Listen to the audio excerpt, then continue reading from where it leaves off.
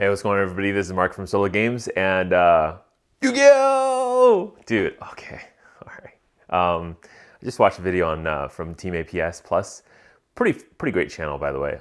Really funny guys. I love them, and it's even funnier when they play the professor in YuGiOh, and they're like explaining stuff to him. Anyways, just check out their stuff. Them doing collabs with the professor is like top-notch content. Okay, so I just watched Team APS Plus's video on YuGiOh. Apparently is hitting their 25th anniversary. It's a little bit awkward because, again, like YuGiOh was released in Japan, but really the English version didn't come to America for many years after, I think 3 or 4 years afterwards. So it is what it is, but they're getting their 25th anniversary, even though it doesn't feel like it, but it's really like counting the Japan years, not counting the US years. Anywho, big contrast between the YuGiOh 25th anniversary and, of course, Magic 30.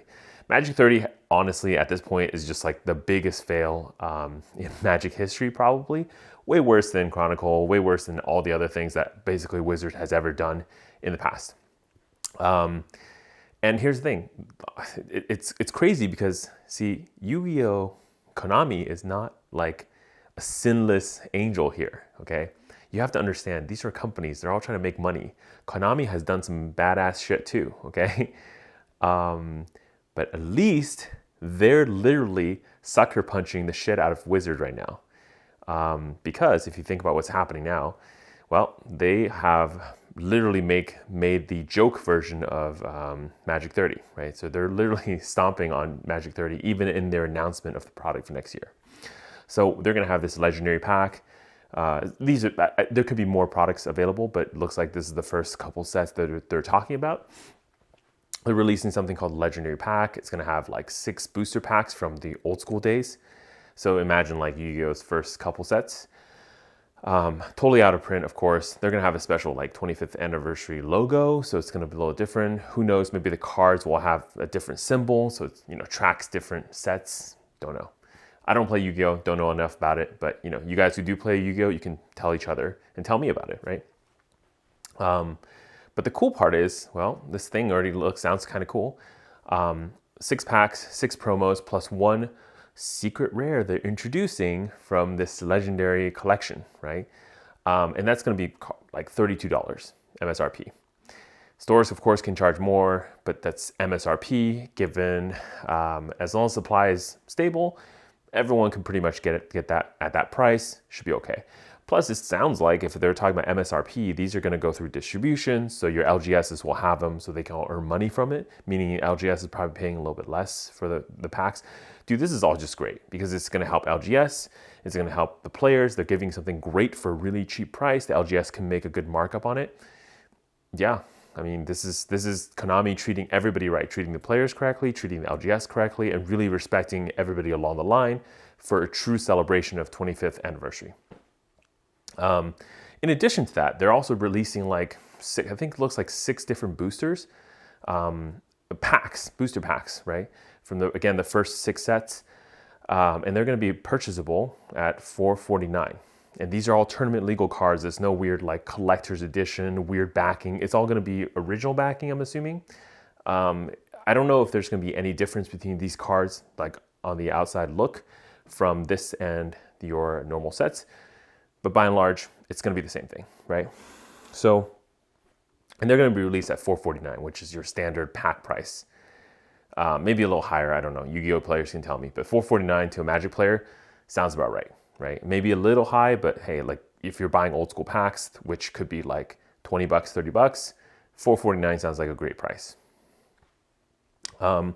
See, the fun thing is also, Konami may be doing something interesting here too, because they're creating this new secret rarity, right? Called the quarter century rare, quarter century ultra rare, or quarter century secret rare. Yeah.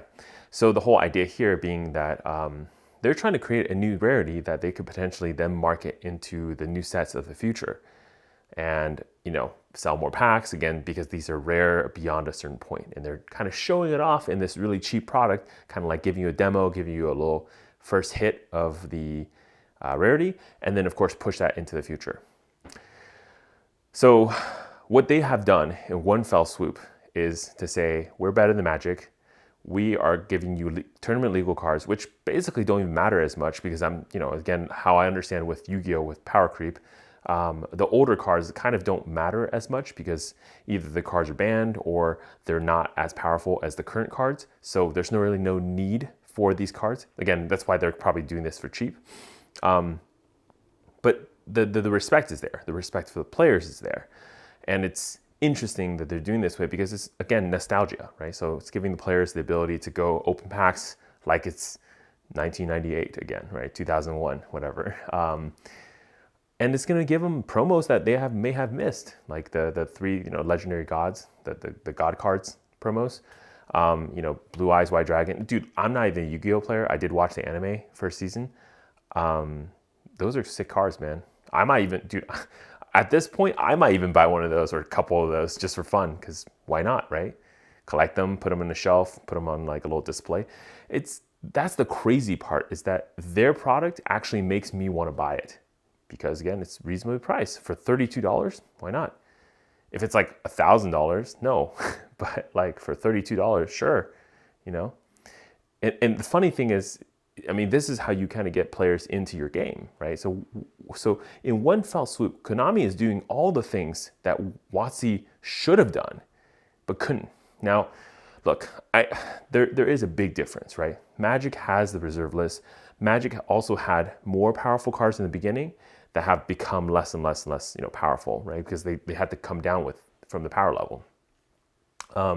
That's one of the reasons why, you have the reserve list. That's why one of the reasons you have this kind of idea of like the power level can't really be above certain, initial levels that Magic has set. So it is difficult. It is difficult, but there could have been so much more we could have done with.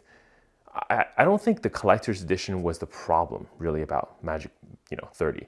I think the price was the big issue, because they've sold collector's editions, and sure, it was, not well loved.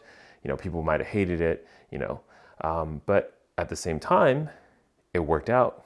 I'm certain if they sold basically the same collector's edition box that they sold, 20, 30 years ago, but with like slight differences to it, meaning you take out the cards that are too sensitive to print today, gold border, everything, same as before, and then just charge a little bit more. You don't have to charge like a $99 or $100. Charge like $299, $300.